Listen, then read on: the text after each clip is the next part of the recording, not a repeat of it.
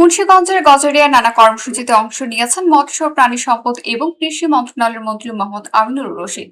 বুধবার 26শে আগস্ট দুপুর উপজেলা প্রাণী সম্পদ দপ্তরের আয়োজিত নদী বিধৌত চরাঞ্চলের সমন্বিত প্রাণী সম্পদ উন্নয়ন প্রকল্পের প্রশিক্ষণ কর্মশালায় সমাপনী অনুষ্ঠানে প্রধান অতিথি হিসেবে বক্তব্য দেন তিনি।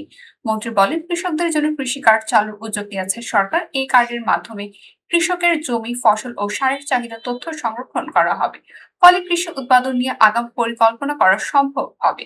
প্রকল্প পরিচালক জানান, 7 জেলায় 31টি উপজেলা, 633টি চরাঞ্চলের মানুষের জীবন মান উন্নয়নে 304 কোটি টাকা ব্যয় প্রকল্পটি বাস্তবায়ন করছে সরকার।